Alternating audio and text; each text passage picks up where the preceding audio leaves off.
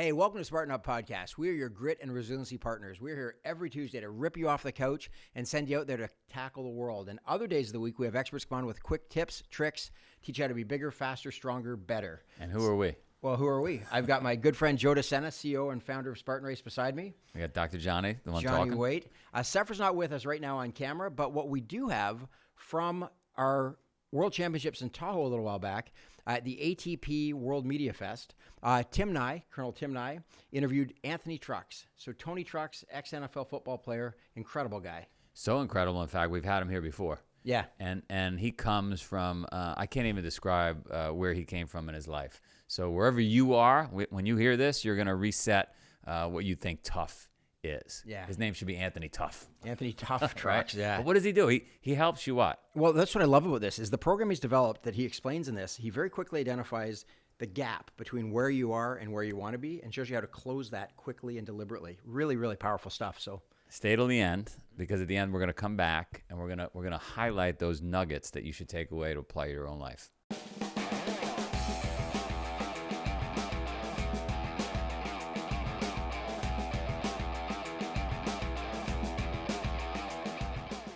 Welcome to Spartan Up Podcast. This episode is recorded at the Spartan Media Fest and is brought to you by ATP Science. Today, I've got the honor of introducing to you Anthony or Tony or Trucks, Anthony Trucks, former NFL and college football player, but much more than that, a motivational speaker. And, well, anyway, he's going to tell you all about that. For those of you listening, if you don't know my voice, I am retired Army Colonel Tim Nye. And I tell you what, I'm looking forward to this interview. Yeah, me too, man. Yeah. All right, we've had a little chance to talk off air a little bit, and you did do an interview previously with Joe DeSena. I did, yep. Our founder and CEO. And Marion, yeah. And Marion was there. She's always there. Yeah. Accompanying us on this interview is our Spartan tea. Yeah. So we both have a cup of Spartan tea. We are here in beautiful Squaw Valley. It got a little chilly last night. I had my window open like I like to, but apparently I got a little sniffle. So the tea is really going to be quite helpful. All right, so I don't want to go over too much, but I do want the audience that's just tuning in for the first time to learn a little bit about you. Tell me about your background, because I know that's important to your story. Yeah, I mean, it's important to for sure to me, and I think the people listening, you want to know why you're listening to this guy, right? Right. I was given away into foster care at 3 years old. Went through a lot of craziness for pretty much up till 6 years old, bouncing around from home to home and beaten, starved, tortured, a lot of weird stuff. 6 years old, I landed in the family that is my family to this day. Unique thing, as the only black person in an all-white family. My sister married a black guy, so I have another brother. Okay. It's a brother. All right. So I had a lot of weird identity issues growing up. I eventually got a chance to play football. When I turned 14, I got adopted. So it's the first time I knew, hey, this is where I'm going to go to bed tonight, the same house I woke up Now, in. were you adopted by a family that picked you up at 6? Okay. Same family, All right. So if you see pictures of us, it's like that guy in the corner, it's part of it. Then, I got to play football, and it gave me a chance to have some self-worth. I was really bad at it at first and then got better, so much so that I got a scholarship to play football at the University of Oregon, so I'm a Duck. Okay. Had my son at 20 years old, my high school sweetheart. Met my biological dad at 21 on my first collegiate start on national TV. I got a game ball. It was a really cool little moment. Wow. Fast forward a few years, graduate college, get a chance to play in the NFL, play for the Bucks, Redskins, Steelers. NFL stands for not for long. So I was in, I was out. Yeah. Tore my shoulder, came home, opened a gym. And after this gym it was trying to find out how to navigate this new identity crisis. It's where do I fit? Who am I? And for me, it was trying to dig into this thing to rebuild my self-worth. And in doing so, I unfortunately, I damaged my relationship. I damaged fatherhood. I wasn't in great shape. And so I went all through this craziness. And about the time that I was going through this, my marriage fell apart. So I'm trying to figure out who I am. My mom passed away. And I'm really just floating. And I start to get to this anchor point of I think there's something more to me than just running this gym, being a former football guy, and so I kind of happened across this. That's easy. You can just do it without thinking. That's your wheelhouse. Yeah, and so I guess the time that the last podcast was ending, I was at this stage where I was kind of newer into this realm. Company was called Trust Your Hustle. It's since changed names. But yeah, that's kind of the update of my crazy life that really at the end of the day for me is now purposed on helping other people navigate these different shifts that they've experienced or still experiencing that I've been able to go through. Yeah, but it's quite impressive where you can, where you're at now from where you began, obviously, and that journey is really important. And the show's not about me, but I'll give you a quick. So my mother was an orphan, and she was adopted like when she was 13 or 14 years old, to watch the family's child, to basically be a babysitter. So that family, she only hung around a couple years and was out. And my father never knew his father. I know that's a real struggle to do that. All right, so you're now, what are you doing now? Tell me about your organization. Yeah, so our organization is called Identity Shift. Help All right. people make success their second nature. Okay. And a lot of it boils back to, like you're talking about, we're operating, new hardware that we wake up with every day. It's just going to the future. However, a lot of us are playing, this game of life with programming from the past. And we haven't updated what's called the operating software. So we get computers, they get that Sure, spinning right, wheel of right, death. yeah. Like a lot of us are stuck in that spinning wheel of death. Right. And so for me, the work I do is help people figure out who they want to be based on where they're at and how to close what I call an identity gap. The gap between who I am and what I have and what I'm accomplishing and who I want to be that has what it is that I have. So my work is really unpacking a lot of programming from the past and things that's going on. How do I help them shift their identity? It's called identity shift, to where they're not a person who's here trying to do that, but I'm the person that does that, to where it just becomes second nature. But it's hard, right? Because most people, their identity is what gives them whatever self-worth they have, right? It is. They see themselves as this. Mm-hmm. And it's interesting, if you go out, your family may see you as this. Your friends may see you as something slightly different. Mm-hmm. Your enemies, whoever they may be, See you something else. certainly see something else, right? Mm-hmm. So everybody looks at somebody from a slightly different perspective. They do. And then that person, you have to, who are you? And it's interesting when you talk, how many people want to talk about either their college or their high school or military background, what they were, who they were. Yeah. And so to kind of, I know within a military, one of our problems we're having with the suicides and the rest of it is the transition from, okay, this was your identity, this is what you put your peg in the ground, and now, that peg's been ripped out, and you have to move on. Crisis. You have to move on. So it's really tough. So tell me how you go about helping these people. Yeah, so for me, the biggest thing is it's not like, here's my story, inspire and motivate you to go do something. Because you only go as far as you know, right? I can be motivated to go right now. So for me, a lot of my work is based on understanding psychology and neuroscience and how our brains work and, neuroplasticity and how it can change. Because you're talking about an identity which is really based on what's called your DMN. It's like a specific part of your brain that it's like the default mode network that really is your identity. When you can reshape that, you can kind of become a new person. However, it happens through actions. And so the 3 stages I work people through is see, shift, sustain. See, shift, sustain. See, shift, sustain. It's Okay. called the shift schematic, I call Okay. it. And really what it is what you're talking about. It's like, I see this problem, but most people see a problem. It's like, I don't want to work at that problem. Right. I know it's this. You're like, it's too Well, they're hard. content. Like you said, it's who I am. Right. And the problem is who you are has what you have, but also doesn't have what you want. And so for me, it's like going in and say, okay, what is the real reason you're where you're at? And we unpack it. There's 10 different spaces we look at called your roots and fruits. Once I figure those out, I can find the gaps. Once I find the gaps, now we start looking at, now that you know what this is, you can get unstuck. Like, where do you want to go? Like what we're doing right now is one crazy guy's identity that dreams at full speed, I call it. Like he has this idea, we're going to make it happen. I'm not going to put roadblocks of I don't have the time or the money or the energy. So a lot of us, we have these dreams, but they get stuck because we put speed bumps in the way or roadblocks. Well, they have dreams, but do they have? It's important to have the goal. Yeah. The why. And then the plan. Yeah. And then execute the plan. That's the next part of it. Right, because if you've just got the goal and you don't have a way to get there, That's the shift. it's really just dreaming. Yeah. You're talking. Right. You're ahead of me. I like it. Okay. You're a smart man. The shift is the next part, Okay. right? The shift has 3 Well, stages. let me just stop you really quickly. Okay, though, go ahead, yeah. Because you when you're speaking, you said I'm smart, but you're obviously very well educated. What is your background in your degree in? Oh, my degrees. Because when you start talking about The brain stuff? and that's not your average average No. NFL guy. It's not your average guy. Period. No, and so the biggest thing was I realized I didn't want to be a dumb jock. So when I was in college, my degree's in kinesiology, biology, anatomy, human physiology. All right. So I already have That's pretty impressive. Yeah, press into knowing the body. After the fact, however, I actually have a bunch of textbooks at my house. So I buy textbooks that colleges would honestly just you go So to you're class with. self-educated, Self-educated self-taught. in this space. But at the same time, I'm not going to go teach a college class. I took everything, and my big thing is trying to take it to the average person who doesn't want to be in college anymore. They're living life Right. and make it simplified to where they can do it on a daily basis. Well, that's always important, though, to be able to take. You're a true expert when you can take a hard subject Mm-hmm. and make it understandable for the average person. Exactly. All right, listen, we're gonna go continue this, Uh-huh. but we're gonna take a quick break. We're gonna go outside. I Burpees? know Joe loves to do the burpees. Hey, let's go get it done. I probably love them less. So maybe we'll go out and sip some tea All right. and come back in, and then we're gonna talk about just some more stuff. All right. All right, out here. And we're back. Yes, we are. All right, so when we left, we were talking about the first part of your 3-part phrase. Yeah. C, and I kind of interrupted you on the shift. Hey, so, gladly. So let's shift to the shift.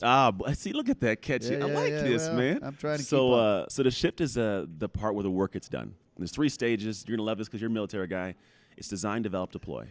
Perfect. So now that you've got this clear picture of like, this is why I'm where I'm at. I've got a little bit of weight off. I have clarity, and I know where I want to go. Like you said, there's a goal and a why and a dream. Right. Now we got to put something in place to not only get that achieved, but to achieve the goal of that being you who does that. And so the first part is we design what's called an ideal identity. Like based on the gaps, what identity doesn't have those gaps? Like how do I operate? Do I eat right? Do I train right? Do I think, certain things about the world? Like what I want to be. Then from there, I actually develop a plan to put it into the world. Because if I have no plan, I'm going to go out there and wander around and be like lost, right? Right. Then we deploy, which means I do the actions. I put it in place. And then when you get back from a mission, what happens? You got to do the feedback. The debrief, What we yeah. call the AAR, the after action review. There you go. I call it debrief. You're better than All me. right, I'm well, going to take debrief, yours. but take the AAR. It's more for simple people like myself that weren't military guys. So we get to the point of debriefing, and in those moments when you should do the work of the redesigning. Because most people say, well, I learned this, and they get scared, and they tuck away and never try it again. Yeah. But like that's the moment when you get all the fresh information.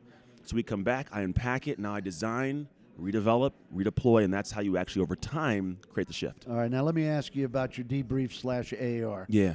How brutal is that? Oh, it's hard, man.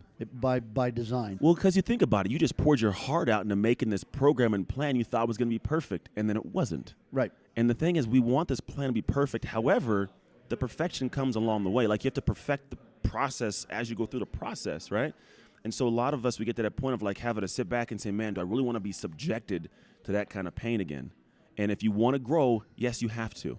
Yeah. Like that's the nature of it. Well, I think as an athlete, you'll appreciate this, and it's even if you ever watch Dancing with the Stars or whatever, or any of those shows where they give the feedback. Yeah. The athletes, whenever they're doing it, or even a lot of the other professionals, they're prepared for the harshness. Yeah. It just seems to roll right off them, right? Mm-hmm. My first really professional AAR that I was part of when I was in the military, when I was in the Rangers, we started, and within a minute, the guy running it, the colonel running it, kind of clapped his hand and said, "Stop, what is this?" Said, I don't really give a shit what you think you did right. We're here to bloody up each other's nose and tell each other what we got wrong so that we can get it fixed. Yeah. If you did it right, it's right. Yeah. Tell me what you screwed up. That's what we're fixing here. We're not fixing right. I agree. You know, so it was like, get some thick skin and let's get moving. And that's how you become better. If you think about it, if you can't handle feedback, you can't handle feedback from the world. Right, because So you it's gotta- going to come at you. Oh, 100%. And for me, like you said, sports helps me. And I call it love. Like people call it tough love. Right. I think it's real love, right? Because real love, oh, how you doing? Yeah. At the end of the day, when you have like this love, if you want to call it that, what we feel is like it's got to be always amazing and grateful, and right? But the truth of it is like when I really have like my wife who loves me, wants to help the marriage be better, she'll tell me the things that I need to hear. Yes. Not what I want to hear. And Right. we hear that. We call it tough love. But like, that's real love. Like, I love you enough to tell you what you need to hear so you are actually better. Yeah. That's the only way it works. So, Well, yeah. and you've got to have that relationship. Oh, yeah. I mean, Specific let's be- people. I mean, right. Yeah. She may be able to tell you something, but some stranger walking off the street. No. You got to respect them. I think that's one thing people fail to grasp is they want feedback from people they don't respect. Like, you just want to hear what they say because maybe they have clout or whatever it may be. It's like you might like them, but I need people like I got good close friends that have no problem tearing to me, and I let them do it. I don't put my ego wall up and say, no, I did this. Like, it really, like, if I am genuinely committed to being better, I have to accept that what comes with being better is the pain of knowing what you just, like you said, you did wrong. Well, it's funny. My best friend, a guy I met in 6th grade, we lived in basically almost a row home, so right next door. Yeah. We talk every day of my life. We couldn't be more different. Yeah. I mean, he is as far left as a human can be, and I am well on the right-hand spectrum, and we disagree about everything. But I think of him as my conscience, right? Because, okay, that's a pretty good point. Yeah. Well, I may have to look into that. Yeah. Well, I got one of those. maybe I could change my mind on that, right? Mm-hmm. But the social media part of this, people just pounding on each other. Yeah. That's really not what we're talking about. We're talking about positive, The people in your life. positive reinforcement as well. It can be negative words, but it's positive movement. Yeah. Yeah, 100%. I don't even know if I call it negative words. I think sometimes we always coin, this negativity of something you don't like. Because I don't like it doesn't mean it's negative. Yeah, and if you don't like what, it's irrelevant. Yeah, it's just the truth. Right. It's irrelevant if you like it or dislike it. This is what's being analyzed. Yeah. Here's the answer. Yeah. Take it or don't take it. And truthfully, in the process of what I do, we typically handle this in the first stage. Because when we go down and break down those 10 areas, it's a lot of real transparent. I got to own up to aspects. After the podcast, in fact, I got back together with my wife. But before that, I went through this crazy divorce, she had an affair, all her fault, and it was a lot of growth that took place. But I had to step back and see what I didn't want to see and take ownership and hey, Aunt, you were a crappy husband. She didn't try to hurt you. She just tried to get herself fulfilled. So I was man, I had to eat that, And so when we were able to fix it, we were able to fix it because I did shift. I designed I want Anthony to be this kind of guy, this kind of husband. I want to actually go and develop what that looks like. What are the actions? I'm being present as a dad. I'm being graceful to her as my ex-wife, who's also being angry at me at times, right? But then I put it out and I deploy it, and she fires back, and it's oh, okay, I got to go back. What can I say? And the process was lived through to where now I believe I'm a great husband, and we have a great marriage, right? But that was one stage of multiple areas of people's lives, and they all intertwine to make who you are. Yeah, and she must obviously love you to give you the opportunity to change. Yeah, and to come vice back versa and to accept that change, right? Yeah, it's an everyday process. I mean, because plenty of times, say, okay, you changed, but I'm not forgiving you from past, and I'm going this direction. Yeah, we meet. The funniest way I say it is, she did her own work too. She did the exact same process without my help. It's just that's just how humanity works, right? But what's cool is we met later on, and the best way I can explain is I got to meet somebody new that I've known for 18 years. It's a whole new, and right. So you see her in a different light, kind of different light angle, whatever. Yeah, it's a different personality. The thoughts, actions, beliefs are different, and that's what creates what you create without having to think about it. Yeah. I think a lot of us are trying to think about it. It's hard to keep in mind who you're trying to be.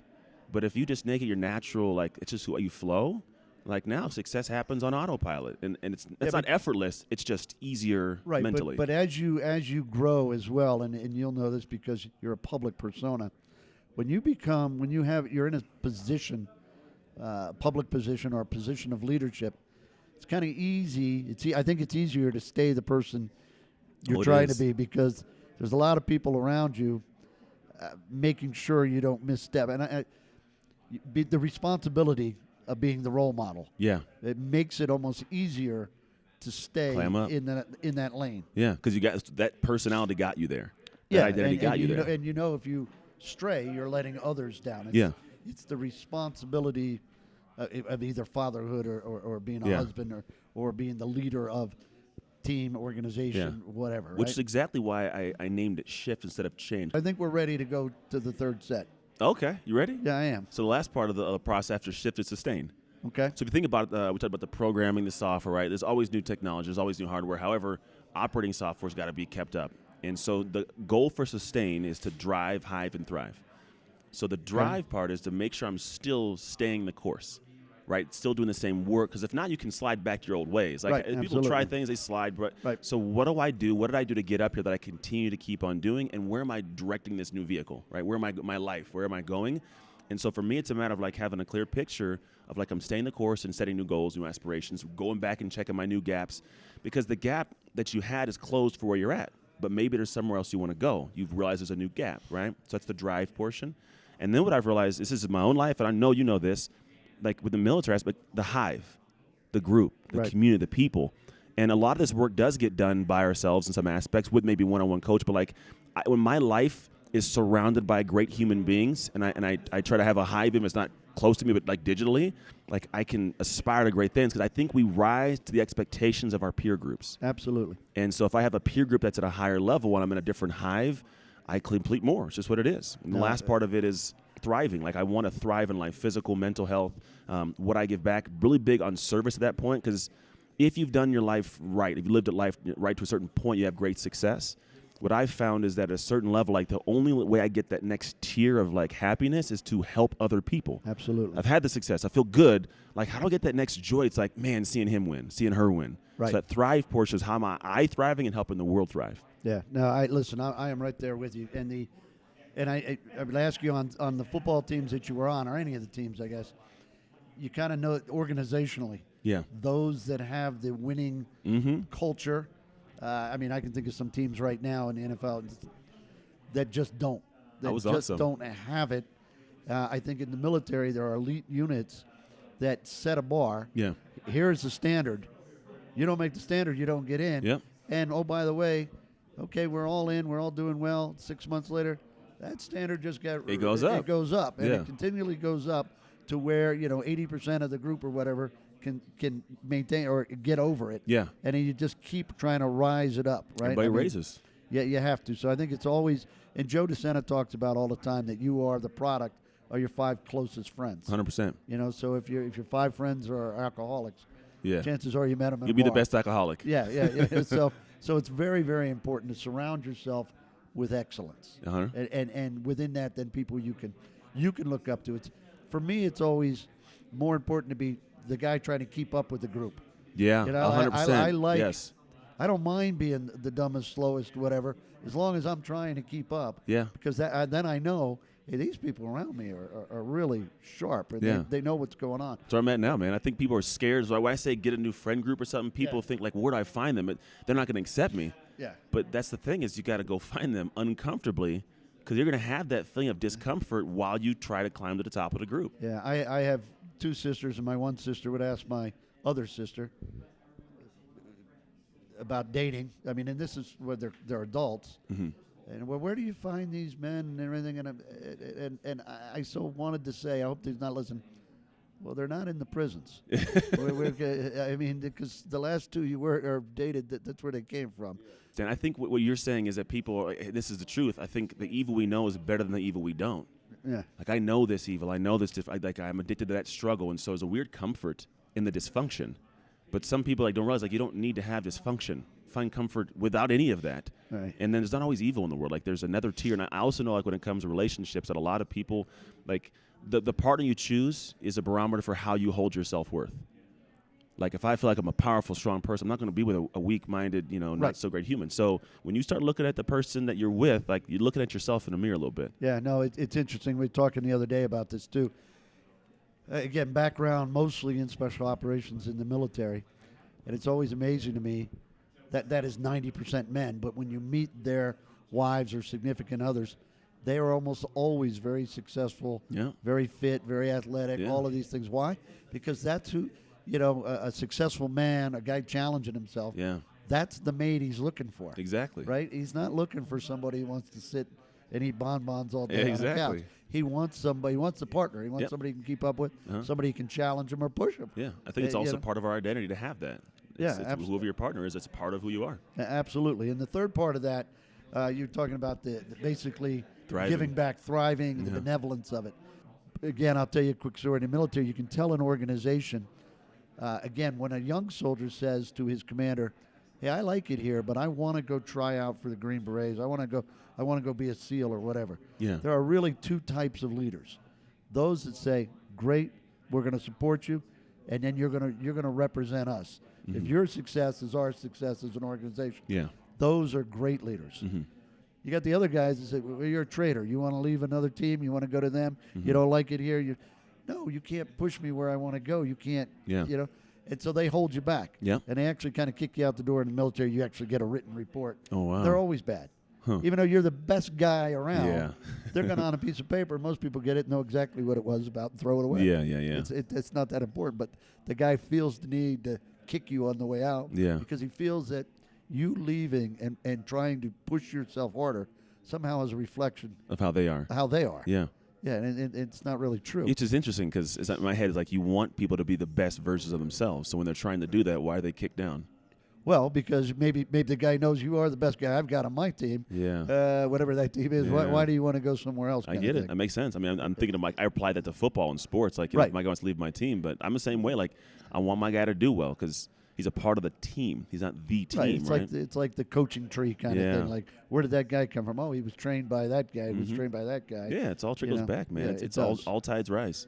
All right. Should be. So we've kind of, I think, typically, and I know when you did this with Joe, he'll ask you to 3 points. Yeah. I think your whole plan is broken down into threes with subsets of threes. Yeah. So I mean, just give us the 3 again, and I think that's good. Yeah, so it's see, shift, sustain. Okay. It's accept, dissect, discover, which is in the C phase. You have to Okay. accept what the issue is, dissect what the problem is, discover where you want to go, create a good vision and good goal, your why. The next one's going to be shift. The shift is going to be design, develop, deploy. So this is how you actually, as a process, continually do it to eventually come out on the backside. That's who you are. Last part, sustain, which is going to be drive, hive, and thrive. I like it. I Thank like you. it. And how do people get in touch with you? Or you got a website? Yeah, or so if anything? you go to Throw it out there. anthonytrucks.com, at Anthony Trucks on Instagram, and you're a guy, like, you probably get it. When you meet a challenge, like, you kind of get fired up a little bit, like, let me Right. say that. So some people are go identities, I call it. Other people, like, it pops up like, oh, I procrastinate, I slow down, so it's slow and go identities. And so I have a quiz at sloworgo.co. You can figure out my slow or a go identity. There's also multiple levels to go identities, right? Some people are like, they're Like you know, Joe DeSena is like a go. Yeah, right. well, There's people I could- above him, if you want to call it that. And there's people, so there's multiple levels, but you got to see which side of the spectrum you fit on. So Yeah. you can go to that quiz and figure it out. All right, beautiful. I look forward to it. Well, I want to thank you for coming on. It's been Thanks great. for having me, man. I All right. appreciate you. That was pretty unbelievable. Yeah, you got to pay so much attention when Anthony's speaking because it's at first it's like catchphrases, but they're not. Like every single thing he talks about is so powerful, so exact. He's very precise. Succinct. Yeah. But the thing that gets me is when I'm listening to him, I'm with him.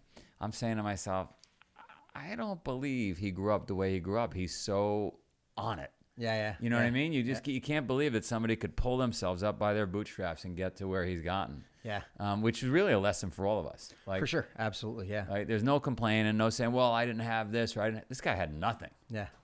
And he's so present. Like, yeah, what I loved about him and conversations I had with him in Tahoe, he's really with you when he's with you. And that's Exactly. such a powerful trait and such a compelling characteristic. Which is probably why we like him so much. So if Yeah. you're out there and you're listening or watching this, be more present. I'm terrible at it. I need to do more of that, but it's true, right? Yeah. We would recommend him to anybody 100%. because of that. Yeah, absolutely. And getting into some of the coaching, the coaching that he gave, I love that he broke everything down into threes, and then he subsets of threes. But the big 3 that he said, you got to see, shift, and sustain. And what I love about that is the first thing is you got to be honest about where you're at. You got to see. You have to actually really understand where you're at.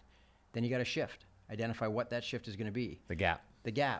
But then once you make that shift, it does Hold no it. good if you don't hold it and Hold you don't the line. have something in place to sustain it. So, you just look at how powerful that is, how easy to understand it is, and to put that into play, what a difference it makes is incredible. Well, I think for one, people, they don't really want to look in the mirror, Nope. right? So, No. so the C part is Yeah. hard. And then the shift, Yeah. nope, nobody wants to be uncomfortable. I'm told the number one motivator for a human being is avoiding discomfort. Yep. So shifting is uncomfortable. And then to sustain anything, like Hard work. it's hard work. Yeah. And I also loved when he talked about that just because you don't like something doesn't mean it's negative. We talk about negative feedback. He said it's not negative feedback. Just because I don't like what somebody says doesn't mean it's negative. It can have a completely positive outcome. And how important it is to be willing to take that constructive criticism from the people you respect. And he said that so often we want the people we respect to say good things about us, just to say nice things about us. But how some of the best coaching is the hardest coaching. And he redefined tough love as love. He said, we call it tough love because it sounds like we got to qualify it somehow. No, somebody giving you the truth is love. Because otherwise, why would they do it? Yeah, absolutely. Right? They'd have no time for it. Well, I got a story. God, it's got to be 15, 18 years ago. I had a guy working on our trading desk. Was living at home with his mom. Yep. Incredibly smart guy, but he hadn't made any money yet. I think we were his second job. And I remember him saying to me, he sat me down, and he said, look, I've done an analysis of where I am in my life. I took a whiteboard here and he showed me the whiteboard. This is where I want to be. Yep. I want to make $200 million. I'm going to give myself 8 years to do it. And I'm going to work backwards. And he showed me on the whiteboard on the things I have to do to Yep. get here. And he literally showed me like 9, 10 steps. Yep. And I thought he was off his rocker. Like, Yeah. everybody wants to make $200 million. Of course. Like, you know, but he was methodical about it. And one of the things he said he had to do was he had to go work for one of the top hedge funds. That was his way in one of these 8 or 9 steps. Literally in front of me over probably a 6-year period, he beat his time frame. He made $200 million and retired. Yeah. So look, that's not going to be the case with everybody. Yeah. But it shows you that if you don't have a roadmap laid out, Yep. right, on where you want to go, or identify that gap between where you are and where you want to go, you're not going to get there. Absolutely. How would you get there? Yep. What we do is we stay in this circle. Yep. And we keep doing the same things and complaining about them, right? Well, yeah, and he used that example of that we're working with bad software, and it's like when you look at that little sand dial, whatever it's called, spinning on the screen. That's where we are in life. We're just so frustrated because it's The just pinwheel. The pinwheel is just spinning, as opposed to actually stopping, resetting, identifying, Take an assessment. yeah, putting together a plan, and the value of a great coach like him is that they make you believe that you can do it, and then they hold you to it, right? I always say in my coaching that it's equal parts strategy, accountability, and encouragement. So the strategy is identify that gap and put together a plan, right? The accountability is, are you doing what you said you're going to do? Right. And then the encouragement is, there are days when you don't think you can do it, and somebody like Anthony grabs you and goes, hey, you can do it. Remember, we laid this out. There is a plan in place. You just have to follow that plan. You said Absolutely. This is what we were going to do. Yeah. Yeah. So having someone like him in your corner, I just can't imagine how it couldn't just help you enormously. And by the way, if you can't get to him, successful people are willing to help. You just got to ask. True story. And you got to be willing to do the work. Yep. Don't bother asking if you're not going to do the work. Yeah, absolutely. Yep. And with that, go do some burpees. There you go. Joe's favorite kind of work. That and go make $200 million.